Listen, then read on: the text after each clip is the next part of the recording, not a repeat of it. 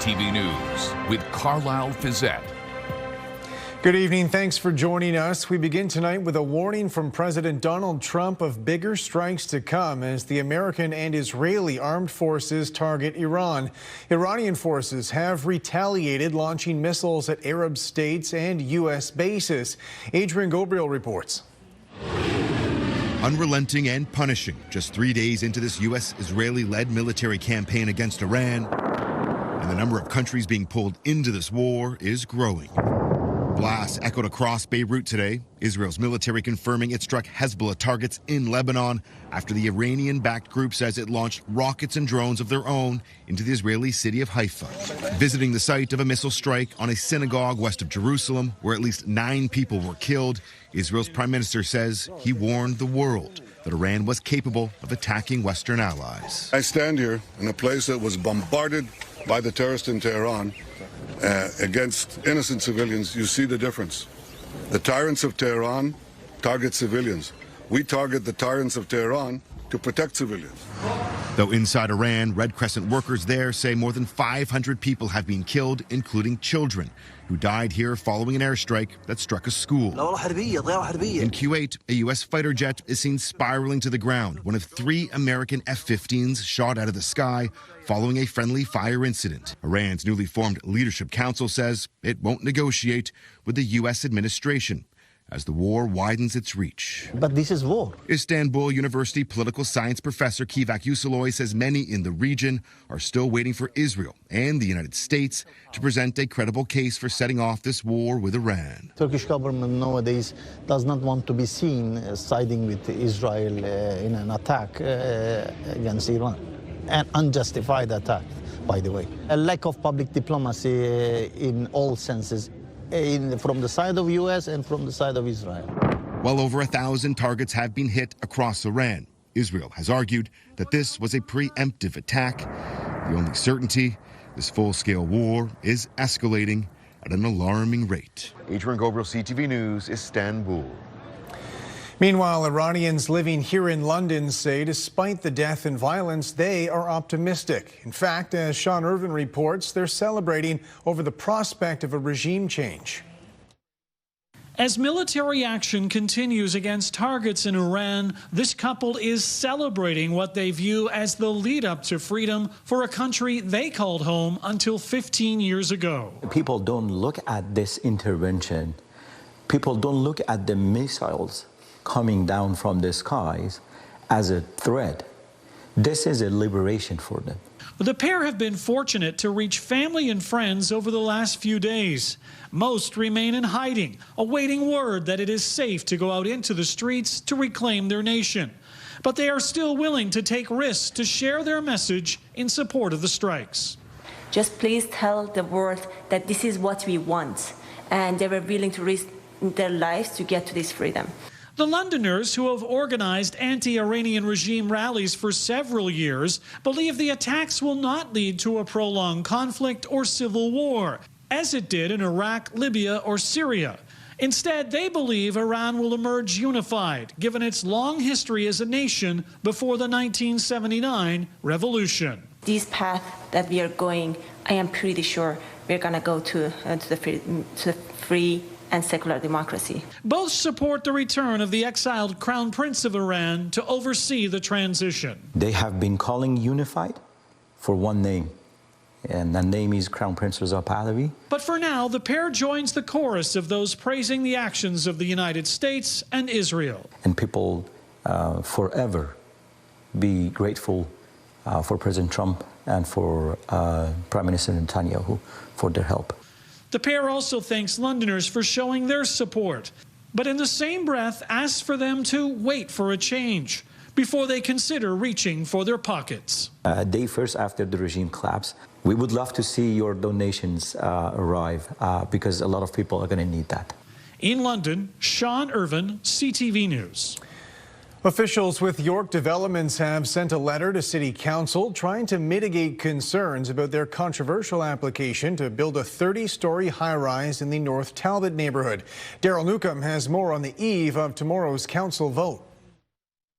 York Development's providing new details about its plan to replace these old apartments on Rideout in Kent with a 30-story high-rise. But a letter sent to council members last week doesn't go far enough for downtown councillor David Ferreira. I like how I see some movement here on that regard, but at the same time, it's not enough to tip my vote. The letter by the president of York Development's Ali Soufan promises existing tenants in good standing, quote, relocation compensation of $10,000 per residential unit, substantially exceeding the statutory minimum, or relocation of qualified tenants to one of our similarly affordable units in the nearby downtown core, southwest London, or northwest London. However, Ferreira says tearing down the building still reduces the city's overall stock of affordably priced private market apartments, and a $10,000 payment could be quickly used up between moving expenses and higher rents if a tenant chooses to sign a lease elsewhere. We still have a very low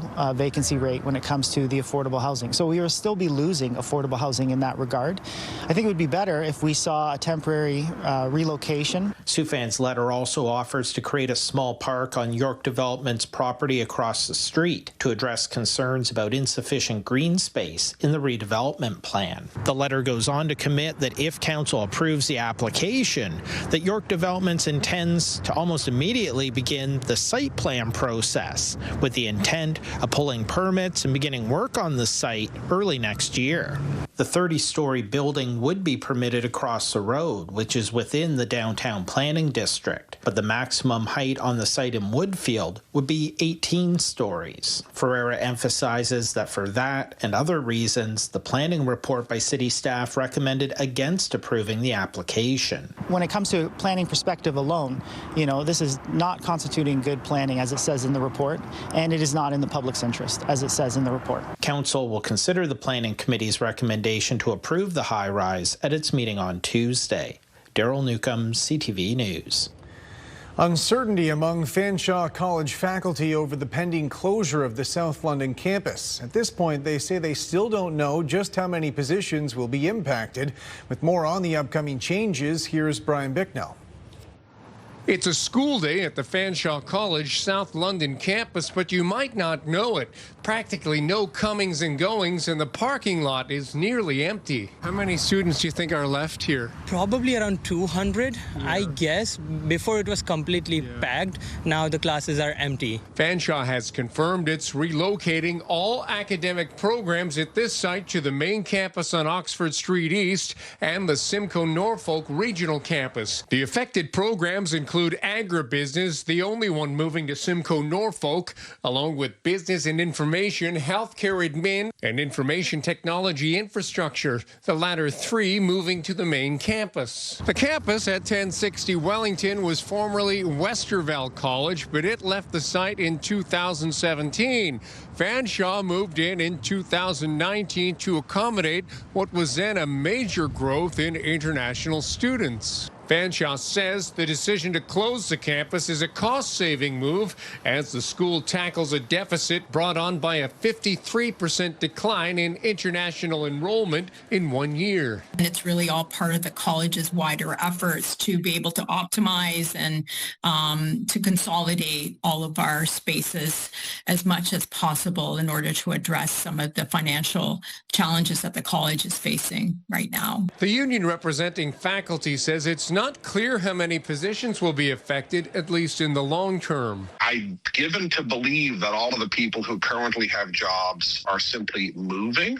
I'm also given to believe that a lot of those programs are probably in a precarious position, right? Because that location, as I said, was mostly serving international students, and a lot of those students now are gone. The relocation of programs takes effect September 1st. Brian Bicknell, CTV News. Post-secondary students rallied this weekend protesting the provincial government's changes to student financial assistance. With more on their concerns, here's Lawrence Stallone. AKA the Premier of Ontario is defunding our education system.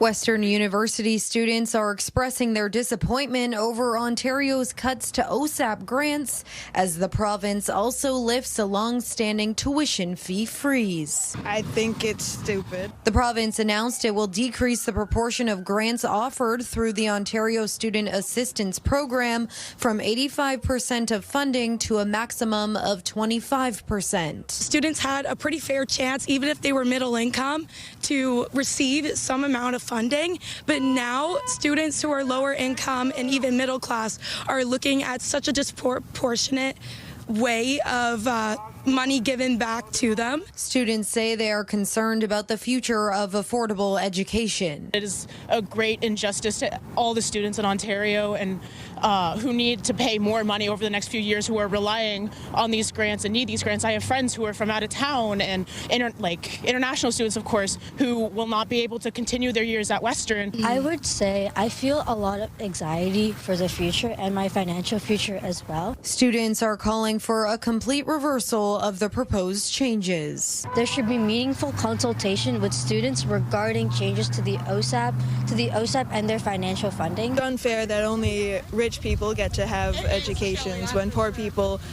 could be just as smart or whatever but don't need or can't afford it. The changes to OSAP will go into effect for the next school year. Lauren Stallone, CTV News. An emergency response today to a Wortley Village building home to London's most expensive condo.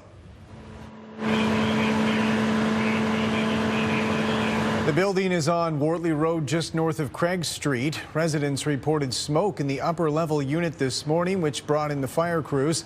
They say the issue appeared to be electrical. According to fire officials, the property was built in 2017 and contains extensive smart home infrastructure. The condo in question covers the entire third floor and recently sold for about $2.25 million, the highest price ever paid for a London condo. Provincial police say 2 people were taken to hospital after a serious crash in Elgin County this morning. Emergency responders say a pickup truck and a car were involved around 7:30 this morning. Police say both drivers were taken to hospital with non-life-threatening injuries. One of them is a 59-year-old, the other 21 years old. The road was closed for several hours during the police investigation, reopening early this afternoon. Provincial government officials say they will hold an inquest into the death of a man from Sarnia who was shot and killed by London police. An officer killed 29-year-old Justin Barassa back in October 2021 after police responded to a possible break-in near St. George and Mill Street. Police reportedly stopped Barassa in a parking lot behind Richmond Row. They say Barassa struggled with 2 officers and managed to put one of them in a chokehold before he was shot in the neck in close range. There was no specific date announced, but inquests are mandatory under provincial law when police kill someone. Lane restrictions are now in place on the Queen's Bridge. A refurbishment is underway, which includes a new bridge deck and barrier walls. The bridge is one way with 2 lanes, and according to city staff, at least one of those lanes will be closed for most of the project, and there will be times when both lanes are closed. They say it's expected to take about 15 months at a cost of about $10 million. The bridge is a little more than 50 years old, and it's hoped these upgrades will extend its life at least another 50 years. Hundreds of women gathered at RBC Place today celebrating local women in leadership. With more on the event just ahead of International Women's Day, here's Rita Ismail. Are you ready? The energy was high inside RBC Place in London as the 7th annual All Women Lead celebration marked International Women's Day. Organizers say the event was initially created to fill a gap in the community. We wanted a place where we could have real conversations about what it meant to be a woman who leads. And so we built something that we wanted. The possibility that leading doesn't need to look like it's always looked, and that we can actually lead in a way that feels authentic and true. This year's celebration introduced the first ever She Leads Awards, recognizing women across southwestern Ontario who are transforming their businesses, organizations, and communities. Attendees also heard from 3 keynote speakers described as trailblazers. They are ceiling breakers. glass ceiling breakers. They have done phenomenal things in their lives and their careers, and I think they're wonderful mentors and role models for all of the people that are going to be here today to see them speak. One of those speakers was the Honorable Marcy Ian. I get to share that in a lot of the rooms that I was in, whether it was broadcasting or politics, I was one of one or one of two. So I was very aware about opening a door, not just opening it, but keeping it open. This year's theme, The Future is Now, encouraged women to take action. We don't have to think about, well, in 5 years, in 10 years maybe. No, let's do it now. Why not? Put the people you need around you, and go for it. Organizers say they hope the momentum generated by the event continues well beyond International Women's Day. Rita Ismail, CTV News. Still ahead, one marathon after another. The Stratford man and his 250-kilometer mission supporting a loved one's cancer fight.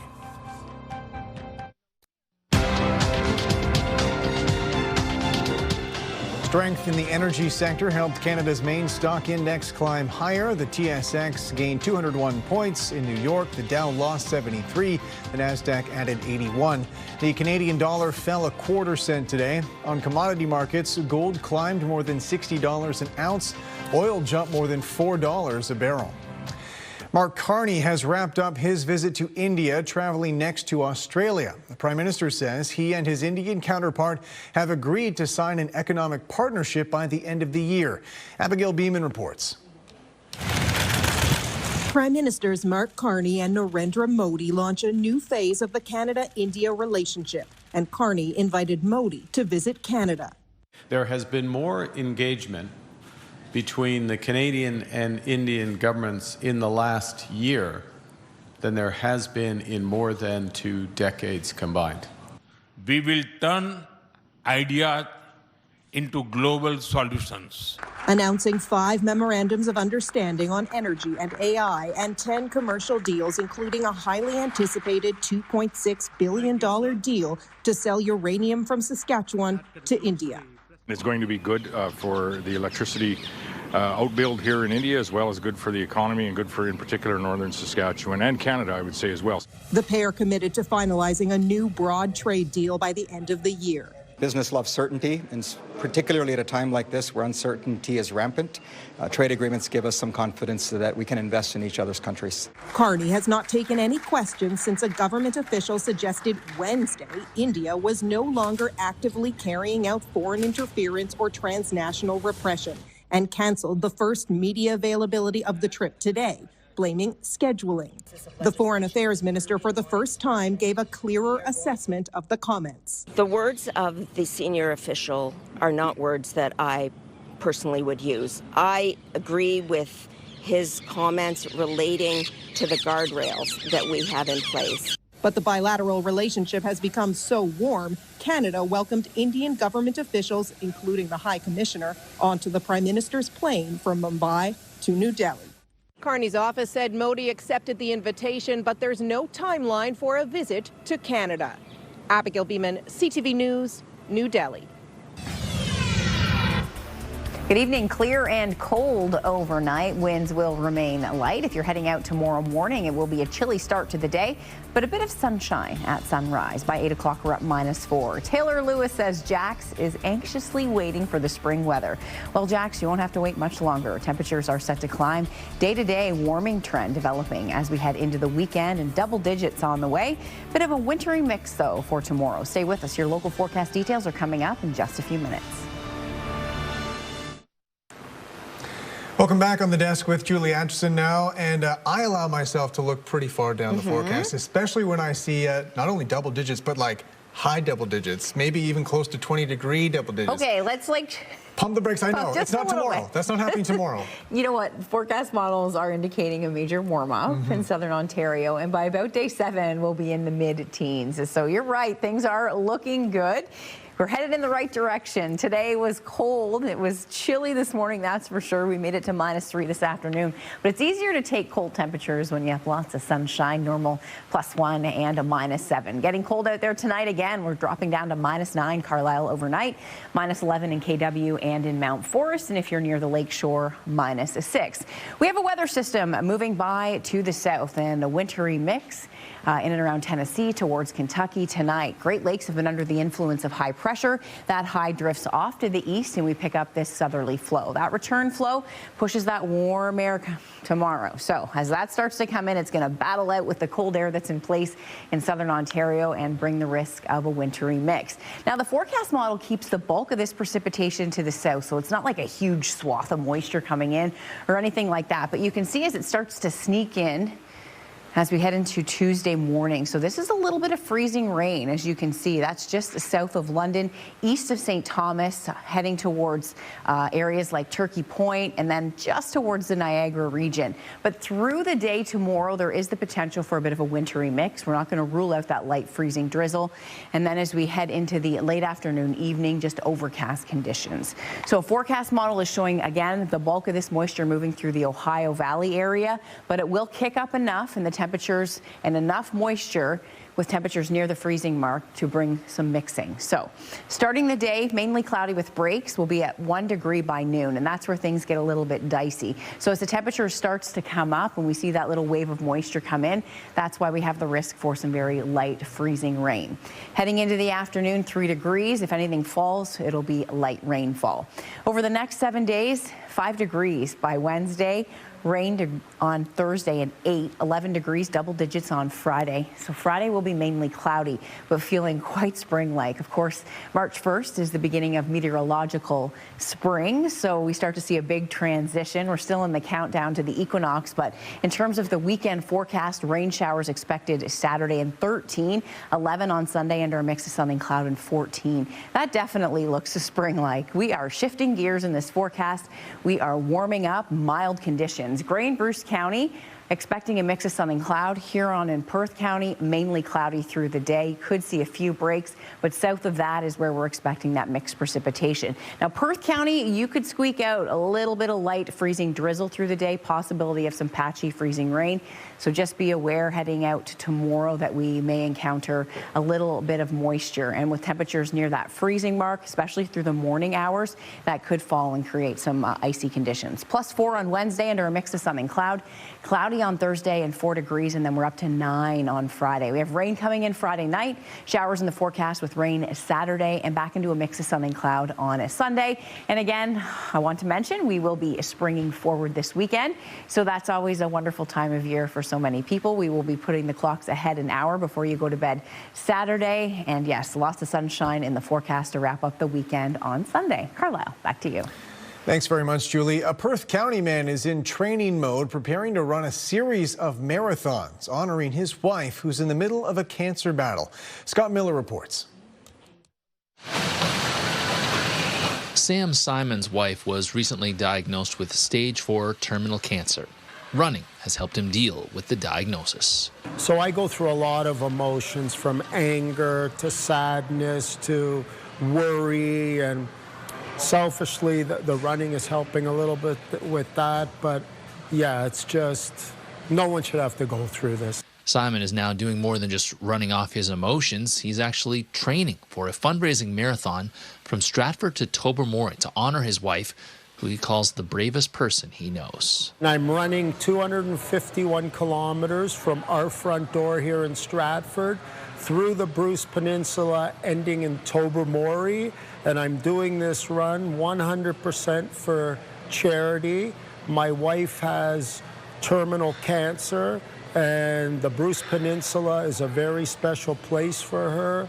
Her family has a cottage there, and that's her fondest memories are there. The 57-year-old wasn't an avid runner before his wife's diagnosis, but has been running 70 to 80 kilometers a week in preparation for his 251-kilometer journey, which will leave his Stratford home on May 11th. I'm not a professional runner by any means. I have a running coach and a strength and conditioning coach, and this run is giving selfishly a little bit of me to grab onto, and we're raising money for 3 wonderful charities. The Stratford General Hospital, Wellsprings Stratford Cancer Centre, and London Health Sciences Centre Cancer Program will be the beneficiaries of Simon's physical feat. He's raised over $11,000 so far.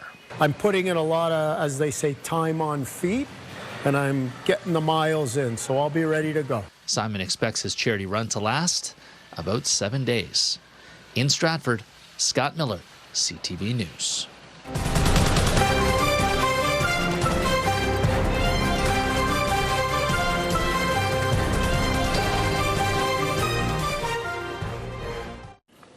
Welcome back. Finally tonight, daylight saving time returns this weekend, and for residents in BC, they'll be springing their clocks forward for the last time. As St. Alexander reports, BC's provincial government is scrapping the biannual time change for good. The government figured this would be a popular announcement, so much they included a dance portion. One more time, we will have to move those clocks forward to daylight saving and never change them again. We all have that microwave or that oven or something that you got to manually plug in the time change. And we won't have to do that anymore. The twice-yearly switch has long been bemoaned by the public. So this appears to be a welcome surprise. I'm so happy about that. Really? Yeah. Great. It's unnecessary. Yeah. So I'm glad they did that. Yet it's surprising, because for years the government said this couldn't be done until the United States did it too. Apparently not anymore. And we're also going to make decisions right now where British Columbia decides what's best for us. Maybe we care less about whether the Americans are aligned with us these days anyway. It's certainly been a long time coming. Way back in 2017, CTV News asked then Premier John Horgan what he thought about getting rid of the time change. I haven't felt a groundswell. No one's filling my inbox. It wasn't on his radar, but he was open to the idea. Send me an email. I asked people to send me an email, and they've been doing that. Then came a public consultation and legislation. Essentially, BC has been ready to control time for years. I live for the spring forward, because all of a sudden we get an extra hour of sunlight at night. Which brings us to another surprise. Scientists and doctors are all for canceling the time change because it's safer. There are fewer crashes and injuries, but have long argued standard time, that's when mornings are brighter and nights are shorter, is the better option because it's better for our health. You need to have that light in the morning to reset your circadian rhythms. Even so, the government believes this is what the public wants. BC will now have a new time zone, and small and large businesses will have all summer to adapt. St. Alexander, CTV News, Vancouver. That's it for us. Thanks for watching. For all of us at CTV News London, I'm Caryle Fiset. Have a good night.